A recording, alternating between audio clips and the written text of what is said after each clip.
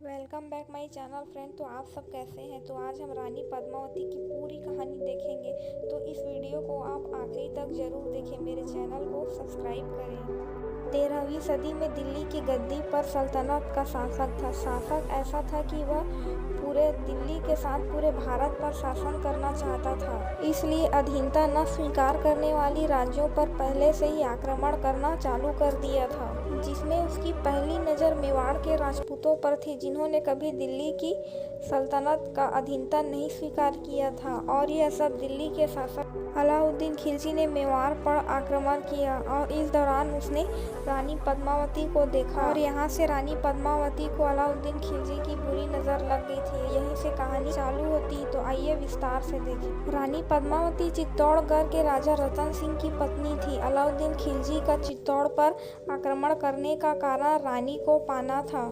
जब लंबे घेरे के बाद भी वह चित्तौड़ को हथिया न सका तो उसने राजा रतन सिंह को बंदी बना लिया। उसके बाद रानी पद्मिनी ने अपने साहस का परिचय देते हुए गोरा बादल की सहायता से उसने राजा रतन सिंह को मुक्त कराया और 1303 ईस्वी में चित्तौड़गढ़ का पतन होने के बाद 1600 रानियों के साथ जौहर कर लिया था। यह जौहर कुंड आज चित्तौड़ के साके के नाम से प्रसिद्ध है।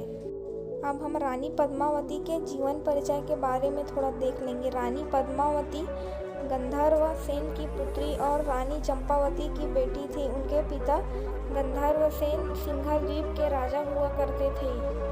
रानी पद्मावती के पास एक तोता हीरामणि हुआ करता था, जिसके साथ वह अधिकतर समय व्यतीत करती थी। रानी पद्मावती बचपन से ही बेहद खूबसूरत और अद्वितीय थी। जब रानी पद्मावती का उम्र विवाह के लायक हुआ तो उनके पिता गंधर्व सेन ने विवाह के लिए स्वयंवर का आयोजन किया, जिसमें प्रदेश के सभी राजा के राजकुमारों को आमंत्रण किया। इसमें राजा रत्नसेन भी उपस्थित हुए। एक छोटे से प्रदेश के राजा मलखान सिंह और मेवाड़ के राजा रत्न सिंह के बीच मुकाबला हुआ, जिसमें राजा रत्न सिंह जीत गए और उन्होंने रानी पद्मावती को विवाह करके अपने साथ मेवाड़ ले आए।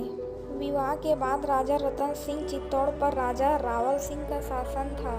रतन सिंह के दरबार में कई सारे चित्रकार और संगीतकार थे, जिसमें से एक राघव चेतन नाम का संगीतकार था। वह एक जादूगर था। किसी चीज़ को जीतने के लिए वह जादू का प्रयोग करता था।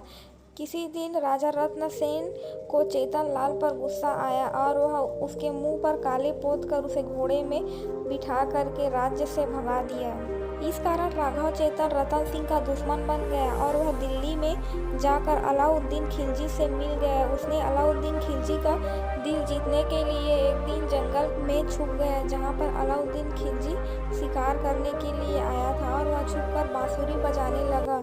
उसकी आवाज़ सुनकर अलाउद्दीन खिलजी ने उसे अपने दरबार में पेश करने के लिए कहा। उसने चालाकी से राजा रतन सिंह को बर्बाद करने के लिए अलाउद्दीन खिलजी के सामने रानी पद्मावती का सुंदरता का तारीफ करने लगा। इसे अलाउद्दीन खिलजी रानी पद्मावती के मोह वासना में पड़ गया। वह रानी को अपनी पत्नी बनाने के लिए सोच लिया। एक दिन उसने रत्न सिंह के यहाँ आकर कहा कि वह रानी पद्मावती को अपनी बहन मानता है और वह उसे देखना चाहता है। रानी पद्मावती ने अपना चेहरा कांच के माध्यम से दिखाया। उसे देखते ही अलाउद्दीन खिलजी पागल हो गया और उसने उसी समय राजा रत्नसेन को बंदी बना लिया। उसी समय सेनापति गोरा और बादल ने एक चाल चलते हुए खिलजी को पत्र लिखा कि वह अगली सुबह रानी पद्मावती को उसको सौंप देगा। अगले दिन सुबह 150 पालकियों के साथ गोरा और बादल खिलजी के पास पहुंचे, जिसमें खिलजी ये समझा कि इस पालकी में रानी पद्मावती होगी। सेना के सशस्त्र बलों ने रतन सिंह को छुड़वा लिया, परंतु इसमें गोरा शहीद हो गए। जब खिलजी को इस बारे में पता चला कि रत्न सिंह के हाथ से निकल गया और रानी पद्मावती भी, तो वह चित्तौड़ पर आक्रमण करने की सोचा। परंतु चित्तौड़ पर आक्रमण करना आसान नहीं था, तो उसने चालाकी से खाद्य और जल आपूर्ति पर पूरी तरीके से प्रतिबंध लगा दिया। इस मजबूरी ने राजा रत्न सिंह ने दुर्ग के द्वार खोले और जब जैसे ही द्वार खोले सारे सेनापति अंदर घुस गए। इस युद्ध में मेवाड़ के सारे सेना और राजा रत्न सिंह मारे गए। उसके बाद अलाउद्दीन खिलजी ने सारी राजपूत महिलाओं को बंदी बनाने के लिए कहा। यह खबर जब रानी पद्मावती के पास आई तो उन्होंने सारी महिलाओं को एक चिता की आग जलाने के लिए कहा। अलाउद्दीन खिलजी किसी को बंदी बना पाता उससे पहले ही रानी पद्मावती और सारी राजपूत महिलाओं ने अपनी आबरू की रक्षा के लिए इस अग्निकुंड में कूदकर जौहर हो गई। अलाउद्दीन खिलजी जीत कर भी न जीत सका और रानी पद्मावती हार कर भी न हारी। भारत की ऐसी महान रानी को नतमस्तक। इतिहास के पन्नों में रानी पद्मावती का नाम बलिदान और अपनी आन बान शान की रक्षा के लिए उन्होंने मरना पसंद किया, परंतु अपनी आबरू को किसी और के सामने नहीं रखा। रानी पद्मावती महान थी और महान रहेगी। जय हिंद।